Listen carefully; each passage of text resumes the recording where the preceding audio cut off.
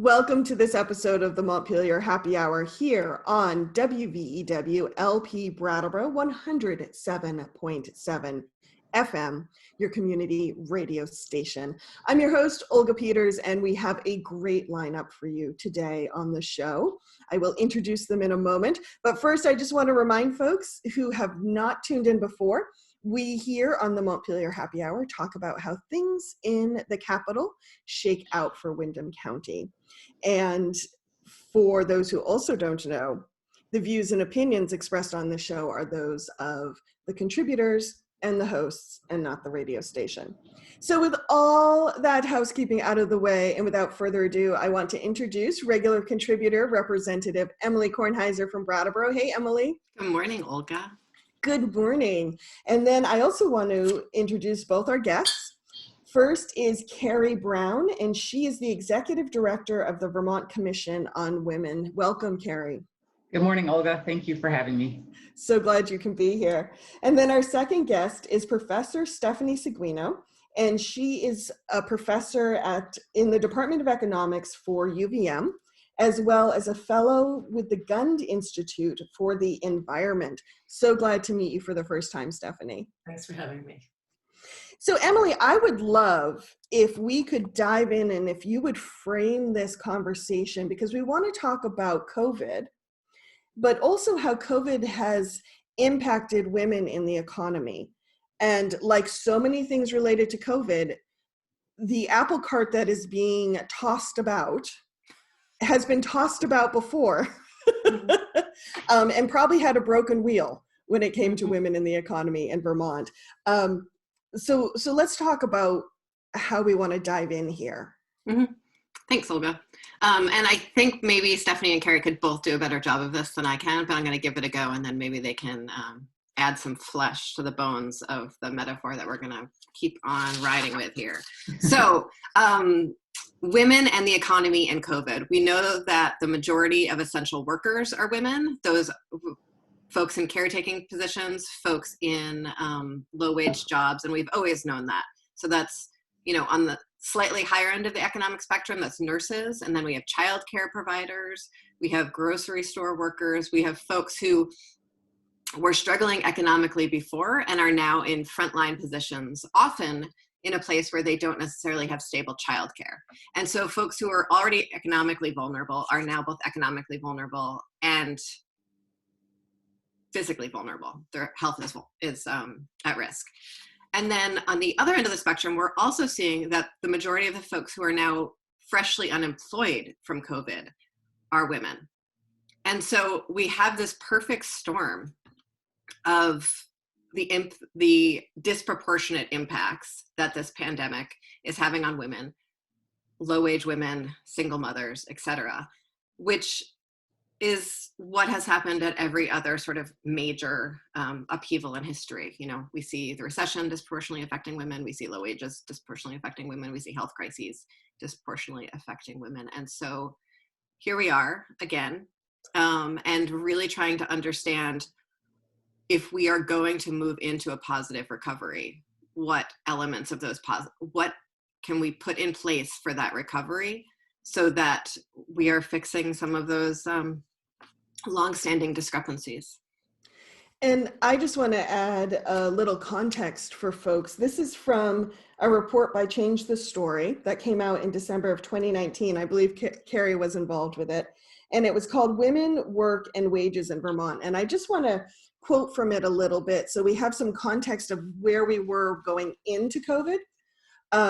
So kind of like where the playing field was, or the apple cart was kind of bouncing along, if we're going to stay with that. That's not. And this report found that women, especially women of color and women with disabilities, are disproportionately impacted by poverty in Vermont. For example, a single male the number of men who are single living in poverty is around 3.5%, where for single women, no children, that number is about 11.4%, much higher. And then if you add children to the equation, a single male head of household, the number in living in poverty is around 16%, where for single mothers, the number of those households living in poverty is 36.7%, according to this report. So that just gives you an idea of where we were heading into COVID. And now COVID has bloomed even more issues. Carrie, I would love to start with you, since we were just quoting from that report. What are you seeing, and what would you like to see instead? Since we're at a point where we are building a lot of new policy, what are some baselines you would like to get to? Yeah, well, I'm glad you referenced that Change the Story report, because it does give us a good sense of kind of where we were as we went into all this. And that was just so that people know, Change the Story is a partnership of the Vermont Commission on Women and the Vermont Women's Fund and Vermont Works for Women. And so we've been working together for a few years to do research and pull together a lot of this data so that we know what the economic situation is for women in Vermont. And the timing is just fascinating, isn't it? We came up with this latest report at the end of 2019 and then the beginning of 2020, and suddenly now everything is being thrown into such disruption. But what it's really doing is just making it so clear the disparities that were already there they're magnified, they're much worse now, and then we can see how they're going to get worse. And that I'm seeing, and I think a lot of people are seeing, that it's not just that we can see what the numbers are, that women's earnings are lower, that more women are living in poverty, that kind of thing, but that we can kind of see some of the structural reasons for this. So when we look at who are the essential workers, and I just got to say, I love that term, because childcare workers, healthcare workers, people who are in caregiving professions have been trying to tell us all along that they're essential. And now the kind of this greater mainstream terminology has been put on them.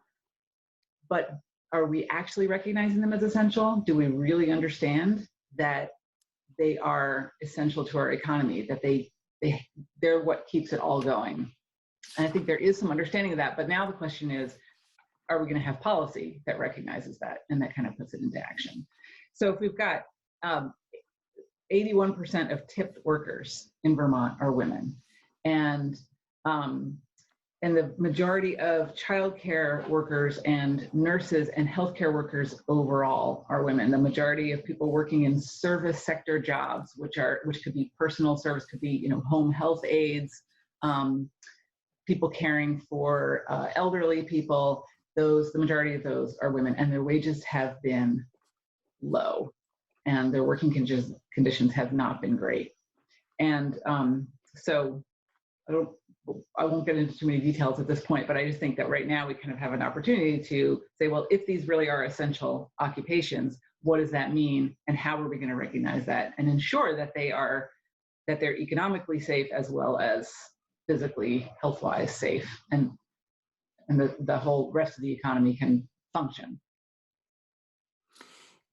And Stephanie, I want to segue to you, because Emily shared with me the report that you had recently, or presentation you had recently given to the Women's Caucus, I believe, and you talked about in this time how cutting the budget is probably one of the last things we want to do.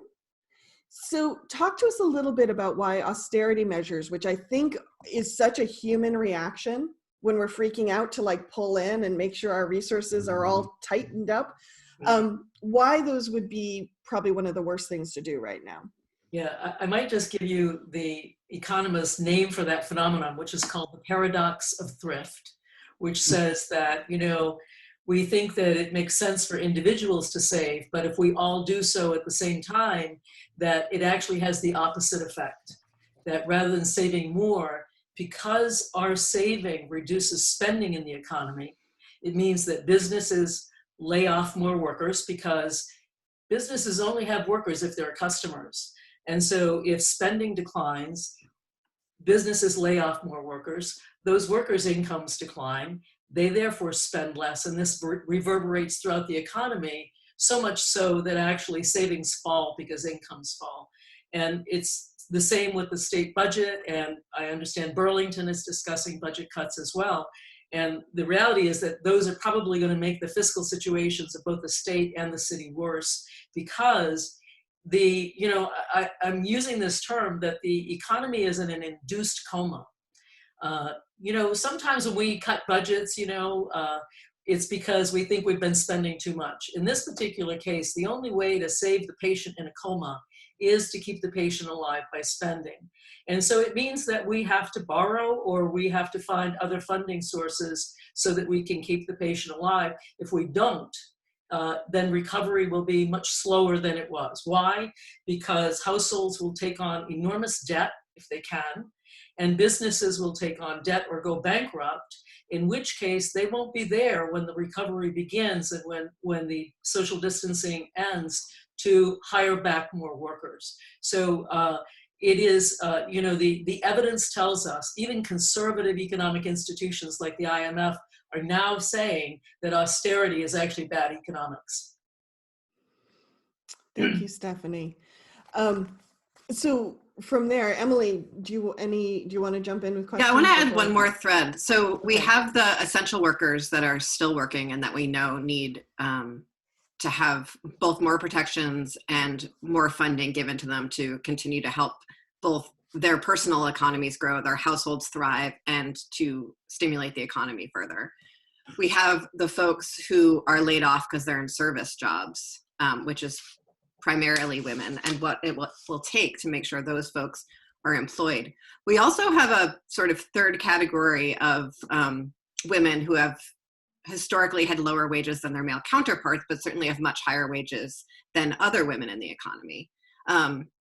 Sort of middle-class professional women who we know historically have had a disproportionate share of the household work and household labor, which has been a challenge to their professional careers in whatever way.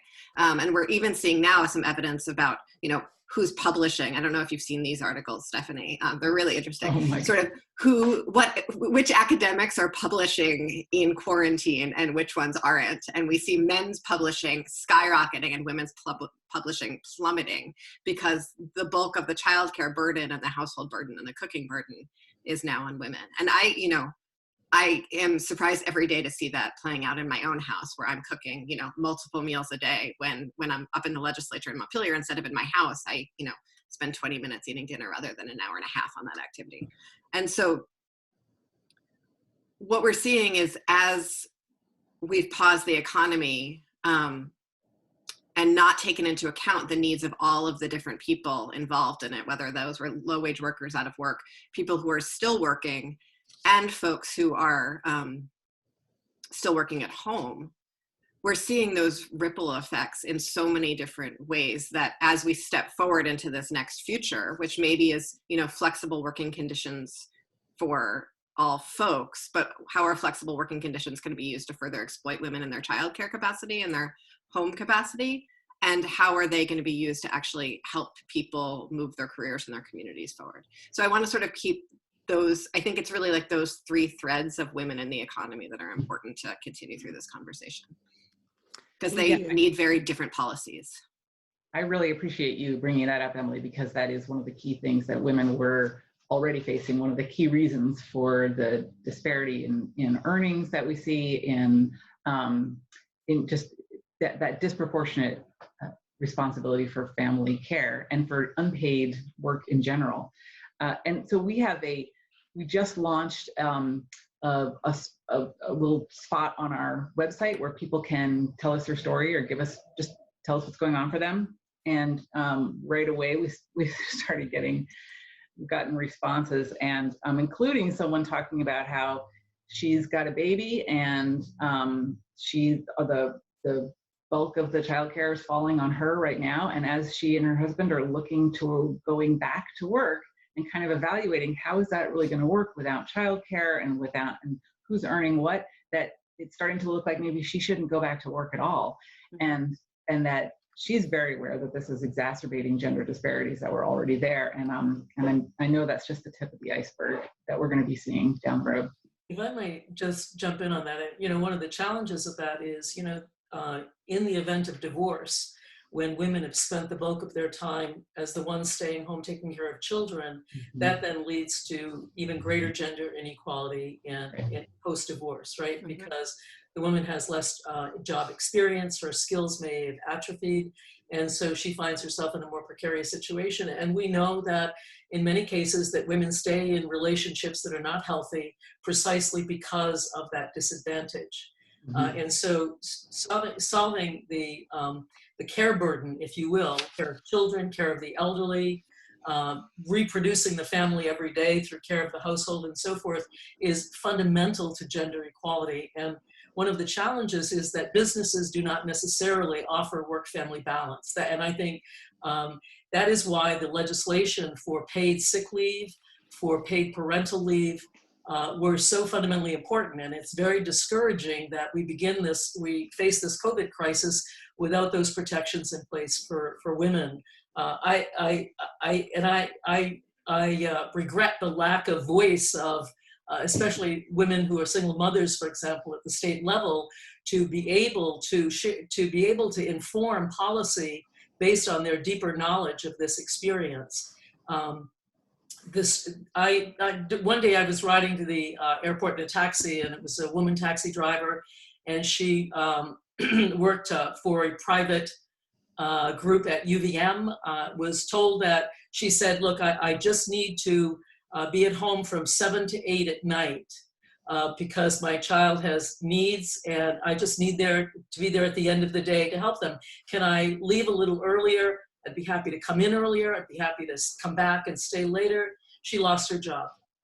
We cannot allow that women face a choice between caring for their children, who are our future, is an investment that we all need to make, and decide on whether to have an income or not. And what we're seeing now is extraordinary stress of mothers at home who are not only those who do have jobs or working remotely are caring for their kids and homeschooling. And there is some evidence that men are stepping up who are staying at home, that they're taking on more of the care responsibilities, but that hasn't closed the gap. And I'm glad to see that, but it hasn't closed the gap. Paid parental leave, as compared to paid maternity leave, is a way to move men into paid care, to unpaid care work at home, for example. But we need to be more forward thinking in our policies here in Vermont that incentivizes business or requires them to take into account work-family balance that they haven't, and that most directly disadvantages women. And we don't just do that for the equity of it or the, exactly, good spirit of it, or because we care about women. Those are all great reasons to do it, but also because if there's more money in the hands of women, through their lifetime, including when we're getting to Social Security time, then we know that will have a positive impact on the greater economy, because prosperity begets prosperity. Carrie, you had something very important to say for a second. Yeah. So in 2013, we passed a law in Vermont that employees are allowed to ask their employers for flexible working arrangements, exactly like what you described, Stephanie, and they are not allowed to be retaliated against for doing that. And so I don't know when this happened, this story that you were describing, but that is something that is actually illegal now.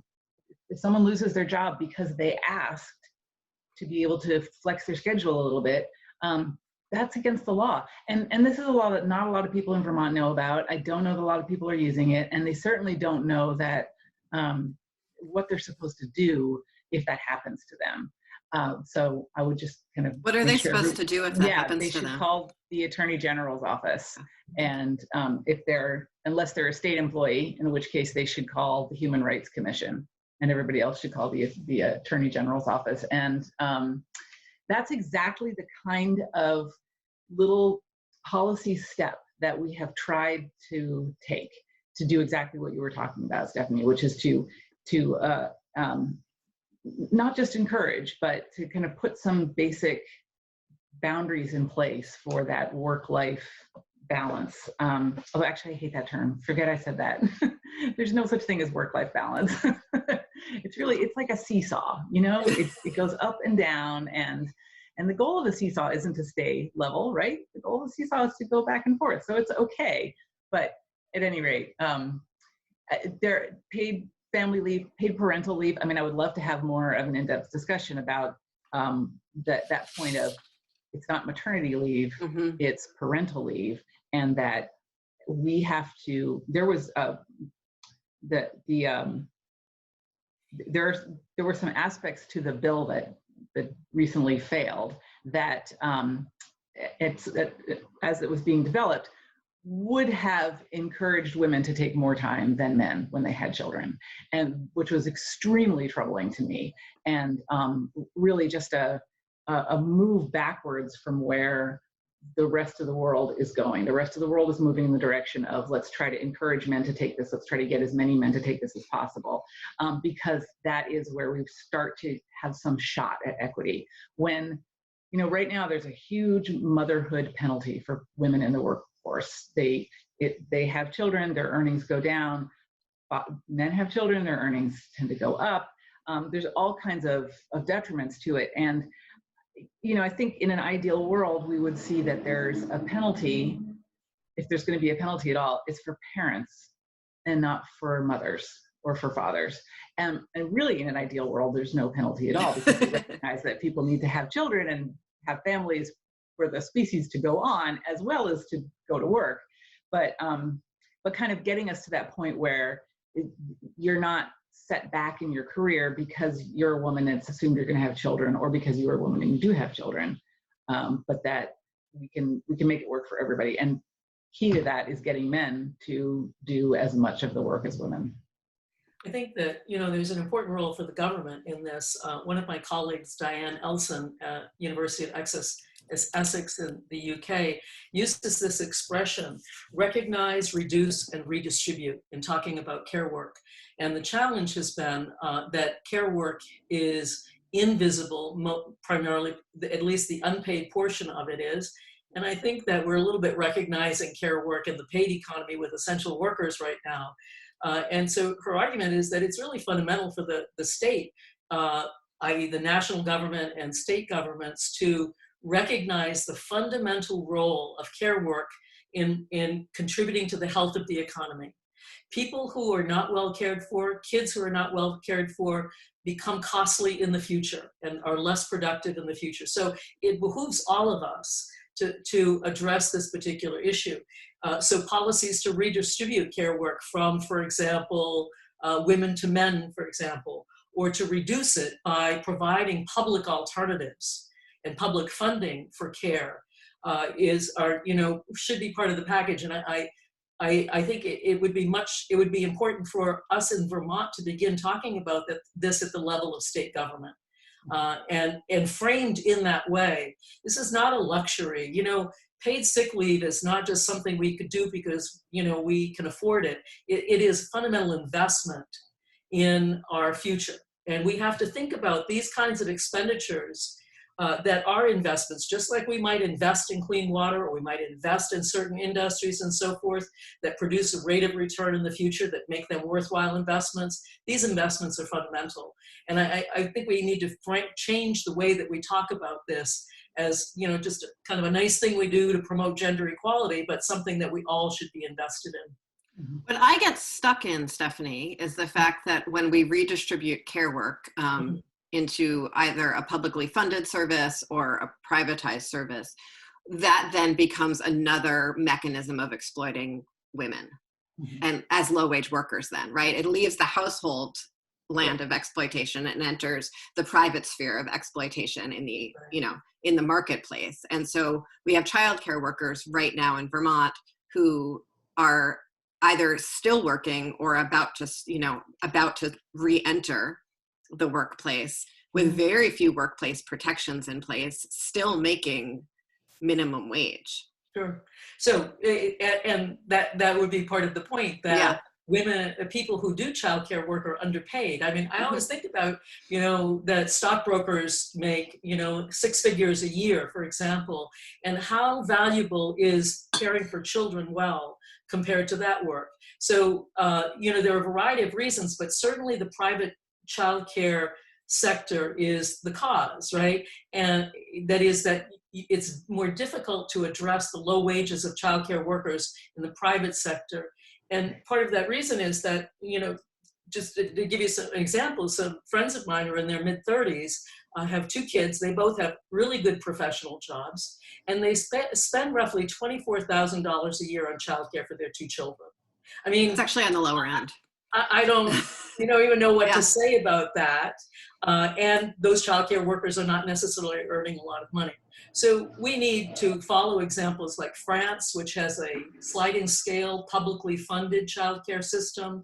And there are many other mechanisms, but Emily, I couldn't agree with you more that we have to address the low wages of childcare workers themselves, because it should not be. It is exploitative precisely because women have few options for well-paying jobs. And also because low-wage workers could hardly afford childcare. So, I think it's important to take that on and to address this as a public issue, not just a market issue of, private childcare. Yeah. We need to go to break, but before we do, Carrie, was there something you wanted to add quickly? I just wanted to kind of follow up on all that childcare and reinforce what you all are saying, and that we've figured out how to do this with K through 12 or education, and it's not rocket science. We know how to do it. And before we go into break, I want to leave our listeners with this thought from the happy hour. I remember speaking with a principal in one of the Brattleboro schools who has since retired, but he was talking about how poverty is increasing amongst his students and how he, as a principal, is trying to find new ways to care for these students so that they can receive the services they need. And I asked him, why do you think you have seen this increase in poverty, in family stress and that type of thing? And he said, if children are struggling, it's because their families are struggling. And if families are struggling, it's because we as a society are not supporting them and not passing policy that helps them. And so I wanted to share that for listeners, because I think in some ways that ties in everything we've been saying here, and pointing out that when we are not taking care of the people who care for our children, whether professionally, whether it's privately in a family, then we are seeing the costs down the line.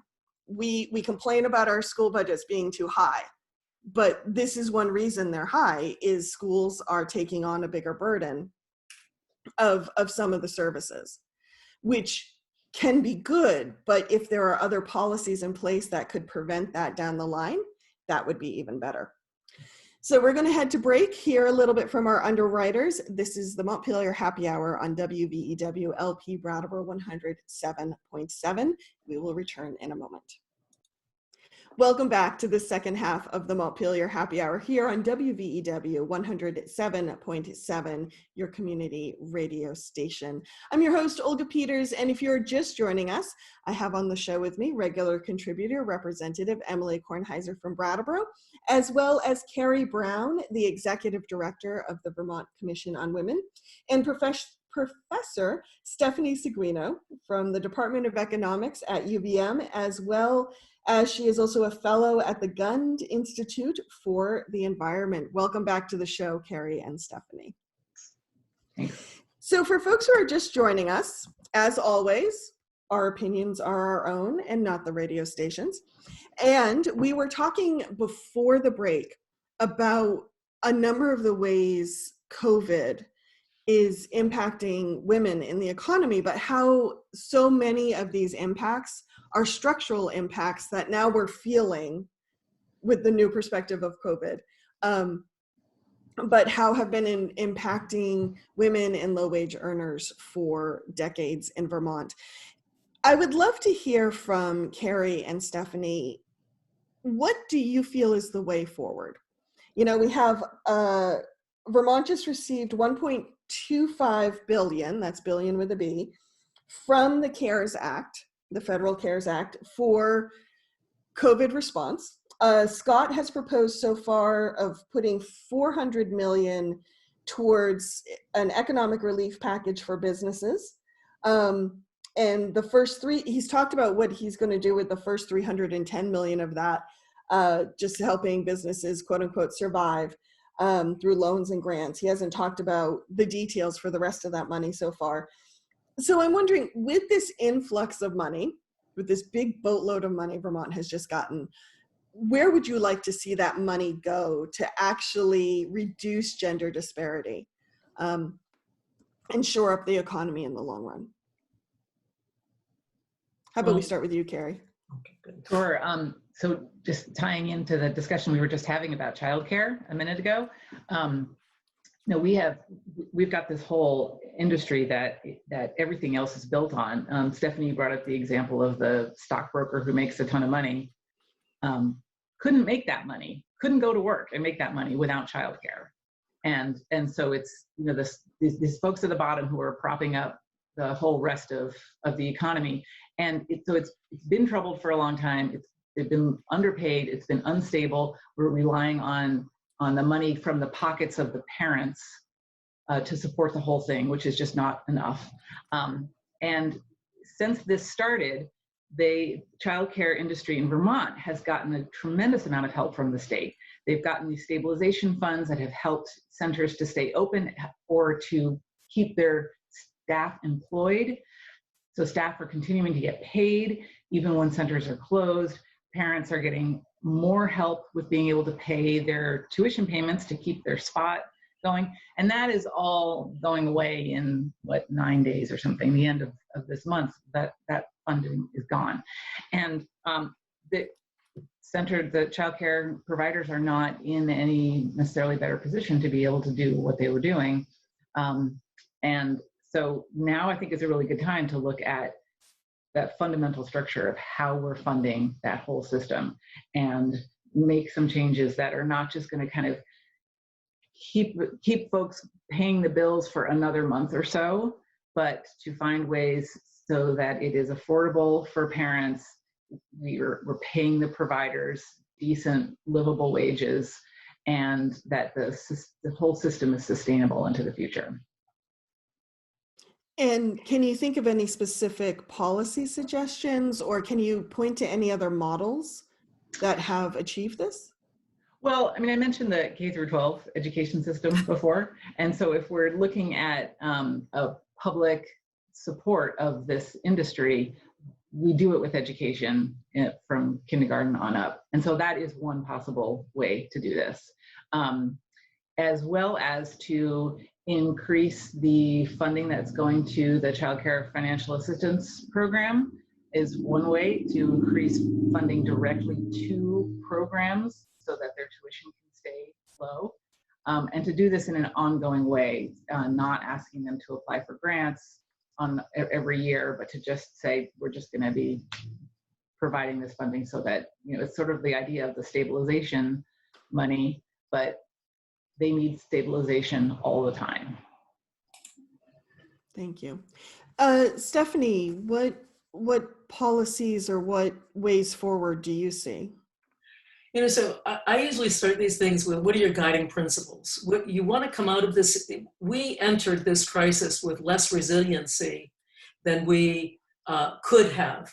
And that's partly because there has been a tremendous growth of inequality in which top income households have seen their incomes rise consistently over the last 20 years, and middle and especially low wage workers have seen their wages stagnate or decline in real terms.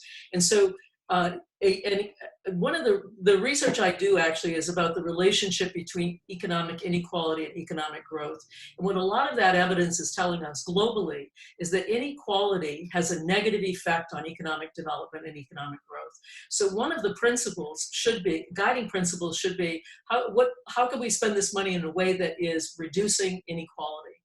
And I have looked briefly at the $400 million package that was announced yesterday or the day before. And what I see in it is trickle down economics, that, you know, we're giving money to businesses, but I don't see addressing the problem of inequality.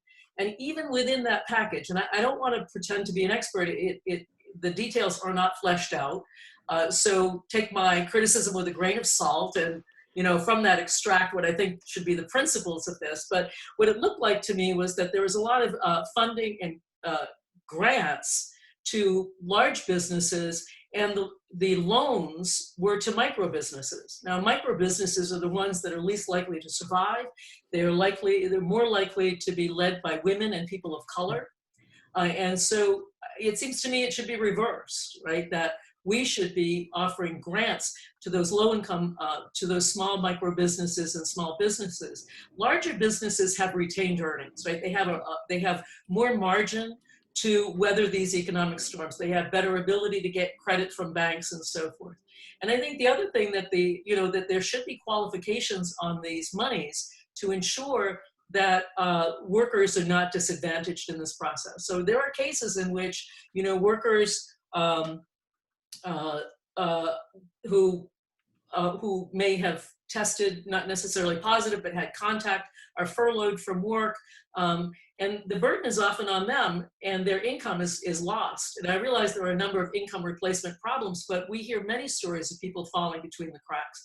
So at the national level, what's been done is theoretically, at least, we don't have a watchdog on this yet, but that lending to large corporations shouldn't be used for bonus payments, for increased CEO pay, for share buybacks and so forth. So there should be restrictions on how that money is used in a way that supports not only the ability of businesses to pay their loans and so on and so forth, but also to support their workers.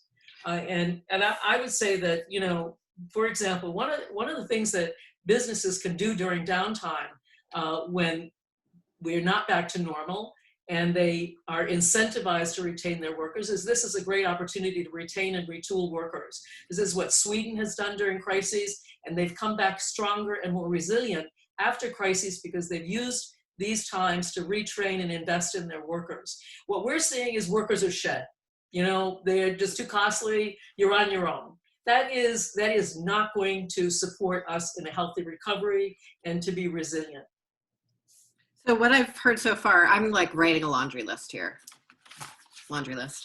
I like sort of the gender metaphor of the laundry list too. So workers' comp and a really strong workers' comp policy. That's what you're talking about, sort of people being furloughed who are tested positive would be protected by a strong workers' comp policy. No bonuses or sort of the payment from these loans going to the highest paid workers, that they should go to the lower paid workers. Training workers, and really an obligation to retain and train workers. What are other things we would want to add to that laundry list? I could see something about, you know, we have a lot of businesses that have played with the idea of investing in childcare or incentivize or, you know, grants for childcare from a business or something like that. I would add that to the list. Robust family leave policies. What else would we want to sort of put on restrictions for these funds? To really, I feel like this is a moment in history where Vermont has historically, especially under Democratic administrations, done a fairly good job with sticks, basically, right? We have a fairly robust regulatory regime, and I think that's fabulous. And it's often a very positive regulatory regime. It leads to some very good practices in our financial industries, for instance. But we have an opportunity for the first time to actually use carrots to change behavior in Vermont, which we very rarely have enough money to do. And so, like, what do we want to do with the carrots? Good question. I want to come back to that. Okay. We will, but I want to, if I can add just a couple of other things as please. I'm a little stuck on your question. So okay, go to your own question. You know, the other things that the state could do I don't see in this package is, for example, it could address the issue of student debt. So young people who have lost their jobs now are in crisis. And although the national government, there has been some suggestion of doing that, we all know what's happening at the national level. So the state could certainly do that. The state could negotiate with broadband companies to cover the communications bills of households, especially low-income households, so that they have access to the internet. So those are, and the other thing is, I really think that the state needs to look at the banking and loans to businesses. There is strong evidence of discrimination against women and people of color in lending. I know that the micro business loans that Governor Scott talked about in his $400 million package are done through nonprofit lenders. Hopefully they are less likely to discriminate against businesses, but the state should be monitoring this. And one of the things that we know at the international level, and the work that I do on gender and budgets at the national level, is that you need to be collecting data on who's impacted by these policies. Are they gender equitable? Are we using these dollars in a way that actually promotes not only women-owned businesses owned by people of color, but also are women as workers and as carers also being equitably supported by these policies? So, it's kind of, using what I would call an equity lens to evaluate these policies. And I would have liked to have seen that done with this $400 billion package. And I recognize the pressure on state government right now. So I don't mean that to chastise them, but I think that needs to be done. And that needs to be the lens that is used in making these decisions. And I laughed when you were speaking in agreement, because the challenges around data and the economy and equity in Vermont are absurd. Partly because of our antiquated data systems, and partly because there has not been a lot of political will, we have an incredible challenge getting data disaggregated by gender. And so that's something that, as a member of the Commission on Women, I've been really sort of like pushing in the legislature and trying to have conversations about, and really actually felt like I was making some pretty decent headway until COVID. And now all of the legislative work that has nothing to do with COVID has sort of fallen by the wayside and lost until next biennium. And so that's, it's incredibly important though, because we can't make good decisions without good data, and we really don't have that good data. Well, the auditor, however, did just release a dashboard on how we are spending this money. Oh, right, yeah. That I clicked through a little bit, but did not go far enough into. And I wonder if that's a place we could get some more gender and equity data sprinkled in. If I might just jump into, we also need racially disaggregated data. Oh, yeah. And fortunately, Susanna Davis made a pitch for the state government to be collecting race data on COVID. And as you saw the article recently, we are like every other state in which there are disparities in terms of the effects of COVID by race. So I want to think it's, fundamentally important that we also ramp up our disaggregation of data by race. And Susanna came on the show, was that last week? Yeah. Okay, last week. She came on the show last week. Yeah. And that was part of what we talked about. Yeah. So that drumbeat of data is one that it's great that you've been doing that, Emily. And I know you were having a lot of success. And one of the things that I have heard when I've been in the legislature talking about this is, well, why would we collect that data when the goal of the program isn't to increase gender equity, or the goal of whatever we're trying to do it's not what it's about, so why would we look at that? And one of the examples that came up at some point was the state has some goals around the environment that it uses to make decisions about contracting and other things. And if it were built in to your process somehow, that equity of race, gender, age, that has to be considered, and then it would make it potentially easier to persuade people that we need to collect this data and report on it regularly.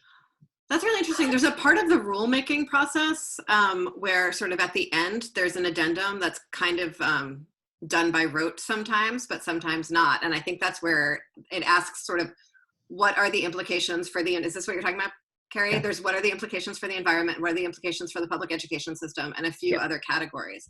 And if it was, what are the implications for gender and racial equity? That would be that's a really interesting place to sneak this all in. That is. You know, as someone who is not a policymaker, I find what Carrie just said fascinating, because to me, I think one of the things you do when you create policy is you're creating something that's going to impact human beings. And so to judge whether that policy is working or not, you want to see the impacts on your community.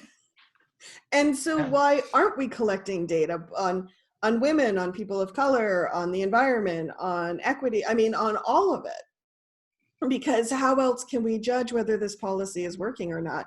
So I have to admit, as a non-policymaker, I just had a little bit of, wait a minute, no. So I would love to see this data being collected. It seems like something that needs to be happening. Mm-hmm. We'll get there someday. Someday. Mm-hmm. Maybe this is the place to spend all of that money, right? One of the places. Emily, going back to your question, you know, what else could be done, you know, sort of as conditionality. Yeah. Is the terminology that's often used at the international level on these kind of endeavors. One is that, and I can't necessarily be more specific, but to ensure that workers don't have to make a choice between their health and work, right? The things that I'm hearing are about people, especially in low-wage jobs, who are forced to go to work because they are so poor and they can't afford to lose that income. Yep. And this is a public health issue, but it is also, I think, you know, an ethical issue as well, that in this particular time, people shouldn't have to make that choice, and employers shouldn't be forcing workers to make that choice. So there should be maximum flexibility for parents especially, but certainly all of us, to not have to choose between an income or our health and ultimately community health. Thank you. That is... No, go ahead. I was just going to say that's an incredibly hard one. And I absolutely agree with you. And when I look back on the conversation that was playing itself out maybe 2 months ago, when the federal benefit was added to unemployment insurance, and how terrified people were that unemployment was going to pay more than some low-wage jobs, and how people thought that was like, you know, we were going to have a new crop of, you know, Vermont welfare queens, which never existed in the first place, and certainly were not, you know, just the idea that people only go to work, that people who only go to work for money should keep on going to work no matter what.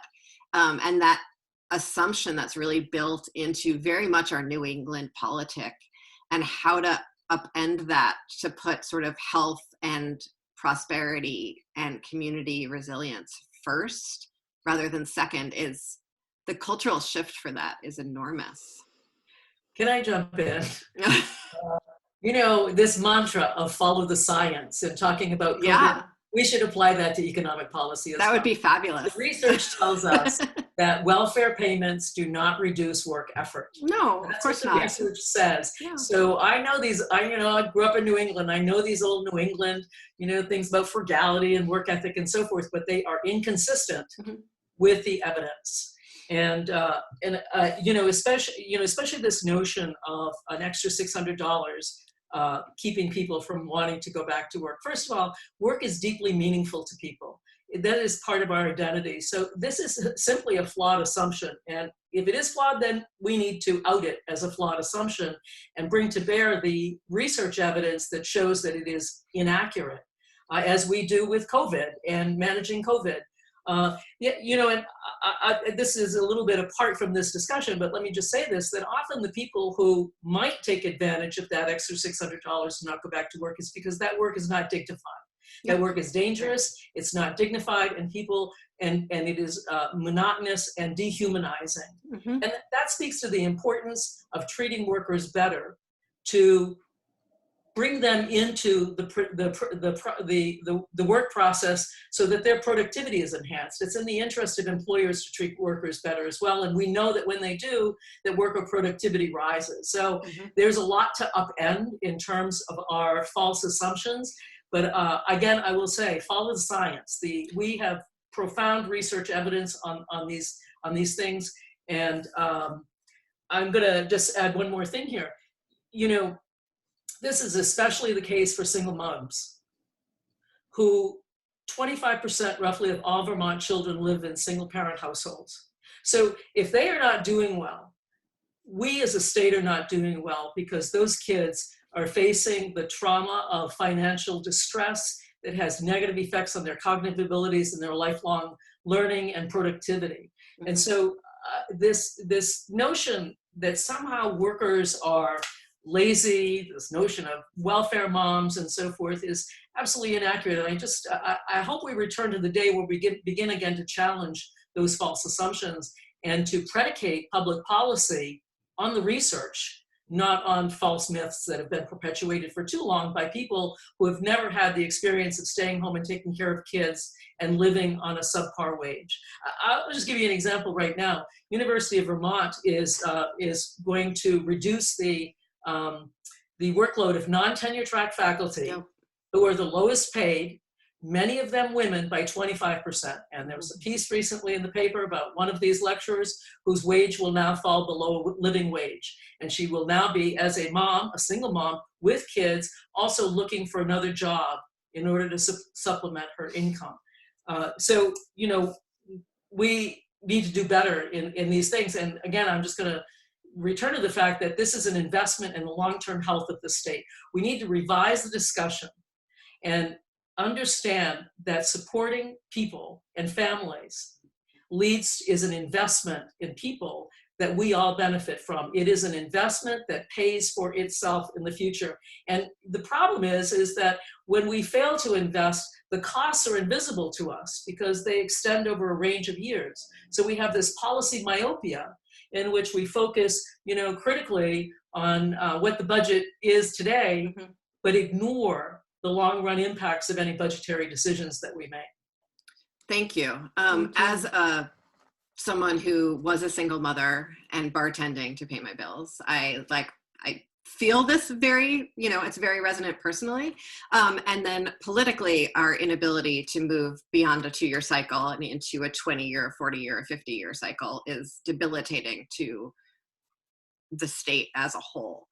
We've seen really recent evidence of exactly what you're describing, that we've seen, you know, academics studying for decades. It's very clear that people work regardless of what the benefits given by the state are. But the conversation around hazard pay that started in the Senate and got some real legs and passed out of the Senate was partly predicated on this idea that we need to bring workers' pay up to par with unemployment because we were scared that people were going to leave work in droves. But in fact, people did not. Most of those people stayed in their jobs. And now, unfortunately, that's become an argument against the essential worker bonus, which is, you know, the kind of logic that we get ourselves stuck in if we're only thinking in these 2-month periods instead of really thinking out about what would it mean to make sure that folks who are at the bottom of the economic pile have dignity with their work and respect, something more than, you know, the National Guard flying over their workplace, and is more like having enough money to, you know, fully feed their family and not be living in chronic stress. Thank you for that, Emily. We are out of time. Oh. So I just wanted to quickly, I know, right? See, this is how these conversations go. They're so yummy. But before we go, I want to check in with Carrie and Stephanie to see if there's anything you wanted to add before we head out.